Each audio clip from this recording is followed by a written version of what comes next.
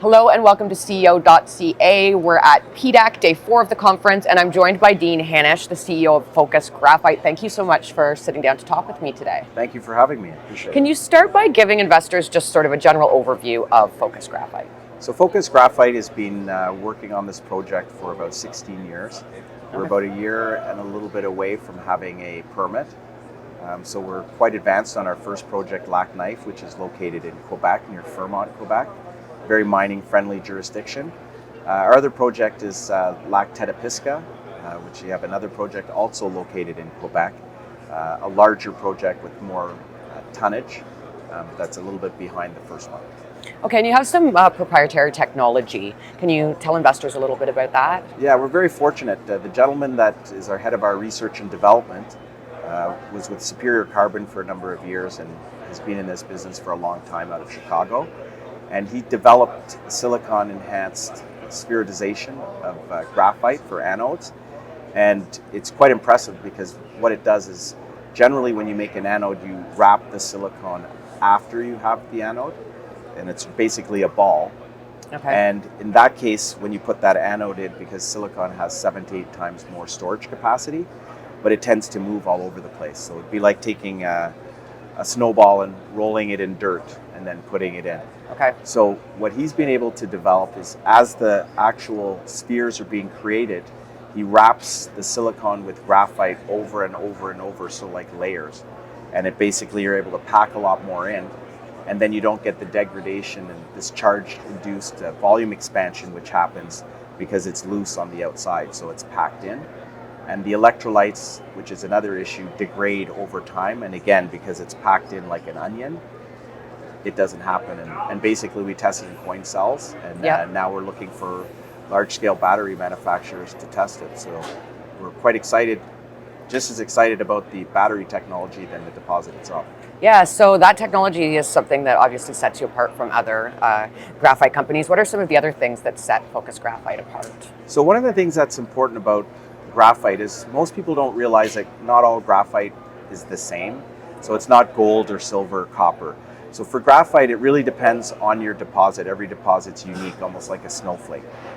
For us, we're very fortunate that the impurities were sitting on the outside of the flake, so we can easily burn them off when we're doing our processing, and that's a green processing. Okay. So we end up with basically a gypsum byproduct from that, so it's a green process. But what it does is we don't have to keep grinding it out in order to get at the impurities and to get rid of them. So if you consider like a potato and you have the impurity on the outside, we just burn it off and now we have perfect slices. Whereas if it's in between and you have to grind it and put chemicals, you ruin the flake. So this makes our deposit highly unique and basically very good for the military and defense.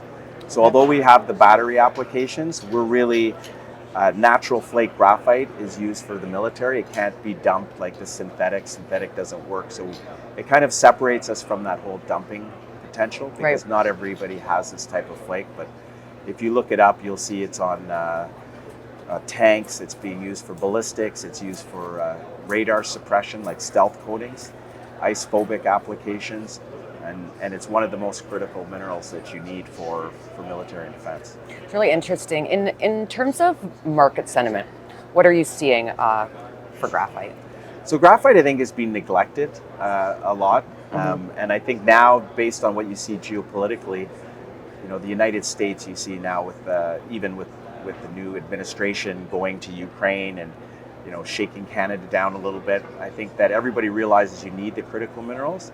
And 100% of graphite being used in the United States is coming from China. Right. And China is restricting those exports of the type of graphite that we have. So I think it's really helpful finally, because I think people realize that you need to have your own, you know, domestic supply chain. And the U.S. government is very aggressive, and the Department of Defense at looking to find ways to be able to take that. And Canada is considered like part of, you know, the United States as far as funding. Right. So we've had some great conversations yesterday here at PDAC with the Department of Energy, the State Department, and, you know, they're very keen on being able to source domestic supply chains for graphite. Yeah, and just lastly, what can investors look for? What kind of catalyst do you have coming up over the short term and the longer term? Well, I think the biggest thing is that, the permitting process is long. So if you're going to invest in a company, you got to also look at that, right? So we're fortunate we're about a year plus away from permitting, and that's kind of rare.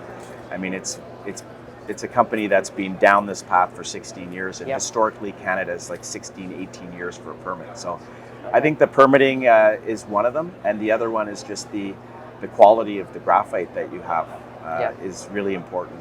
So I think a lot of investors, although they're a little bit behind, if you have the government all in, you've got companies that are all in, then generally you should jump in as an investor because those guys put some non-dilutive capital into the market. That's awesome. Well, thank you so much for joining me today. I appreciate it. Thank you for having me.